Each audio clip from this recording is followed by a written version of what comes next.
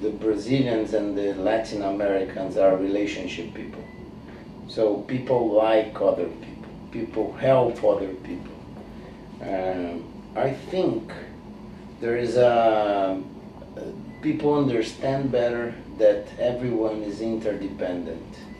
People have to feel as close as possible of a brand, as if this brand was a person. Because we like to be along with each other, and we like to be close to each other. We don't have this safe space of 1 meter to another person. Brazilians typically, they are extremely attached to brands because it's in several points in their lives they are neglected. They suffer. People just say, you're poor. And when they touch brands, they feel like, wow, I'm different now. So I think there is this whole emotional connection to the brand and access that it's important. I think that the big paradigm that we are seeing changing in Brazil is the idea that low-income communities are the people who don't have the things that the rich ones have.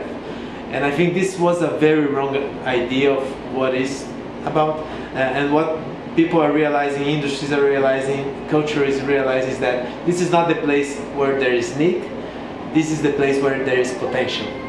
If you are in an urban area like São Paulo, 15 million people, so the internet penetration is high, people know everything, so you have to have a much more modern marketing, I would say. But if you are in the other parts of the country, we still have the TV as strong, very strong in Brazil. And just to give you an example and to make a comparison, we have a soap opera in Brazil every day that's going on air at 9 p.m. that we are the sponsors of the soap opera. Natura is sponsoring the soap opera. There are 80 million people watching every night. So we have in Brazil a Super Bowl every day. I think there's a great opportunity right now for Brazilians to develop a new level of confidence with local things, with Brazilian things, with Brazilian people, with Brazilian brands, with Brazilian businesses.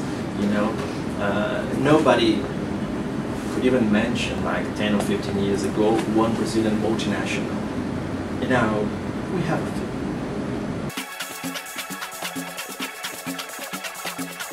Colectivo is a social business project which had the intent to transform local communities with poor and low income at the same time that we're impacting positively our business. So this is the essence of what we're doing here. And how it works, we give classes to young folks from 19 to 24 years old on things that we as a Coca-Cola know very well, like retail, communication, merchandising, and we train them to train the local market and helping the local economy to flourish. We just launched in Brazil a purifier, water purifier named Purity. You know this? It was developed in India for low-income consumers that had no accessible of potable water. So we are bringing this new technology, very affordable, is the half of price, the cheapest product in Brazil in design. We start to distribute this by have a door-to-door partnership to go deeper in the society, in all the householders.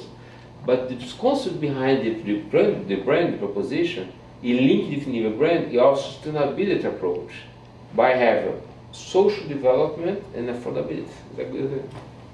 There's a great example from Ford. They had a campaign like a year ago. They were celebrating, I guess, 40 years with Ford trucks. And the way they did a big 360 through the line campaign was partnering with two of the most famous guys in our country music, our local country music, Chitãozinho Chororó.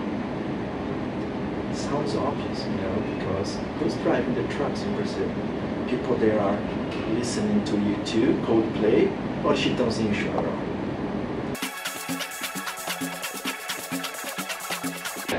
I think every time a country flourishes from economic perspectives, straight after it flourished from a cultural global influence perspective.